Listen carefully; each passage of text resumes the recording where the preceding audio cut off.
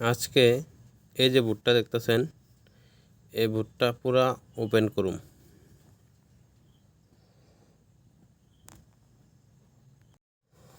ভালো করে দেখবেন, পাশে থাকুন, শেয়ার করবেন, কমেন্ট করবেন, কোনো ভুল ত্রুটি থাকলে কমেন্ট করে জানাবেন। আগে লোড নিউট্রাল চেক করে নেই, কারণ অনেক আগের ওয়্যার করা। সার্ভিস লাইন, ইনপুট লাইন, এগুলি আলাদা করতে হবে আগে। আর কারেন্টের কাজ যারা করবেন তারা একটু সতর্ক হয়ে কাজ করবেন। এই জন্যে আমি প্রথমে আগে লোড সাইড আলাদা করে নিয়েছি।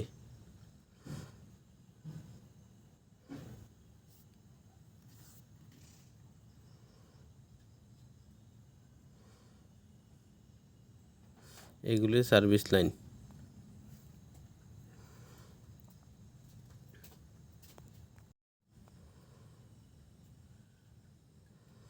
নাটও অনেক জাম হয়ে আছে এখন।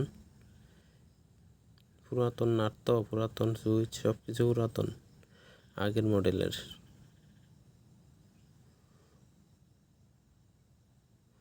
এই যে খোলা হয়ে গেছে, বোর্ডটার নিচে রেখে দিলাম।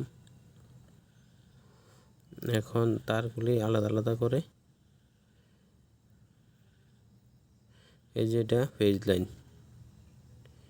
এই যে ফেজ লাইন হইলে ওই ট্যাপ লাগিয়ে দিবেন, নাইলে কাজ করতে গিয়া বুঝতে পারতেন না যে এটা ফেজ নাকি, হঠাৎ করে ধরে ফেললে কিন্তু অসুবিধা হয়ে যাবে।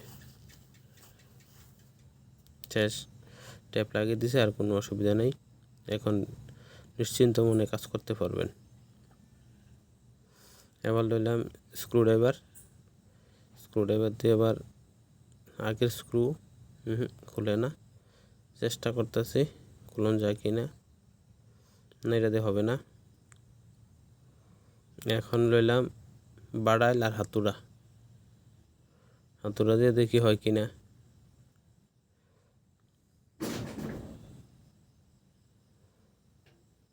হয়তো না, এখন স্ক্রুর গার্ডগুলি কেটে খুলতে হবে।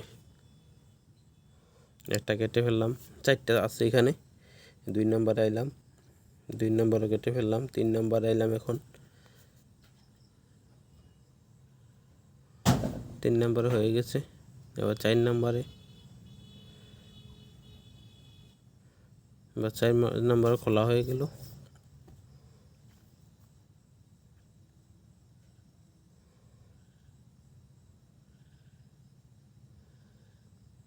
ব্যাস, বোট আলাদা হয়ে গেছে, এখন খুলে যাবে। খুব সুন্দর করে চলে আসলো হাতে।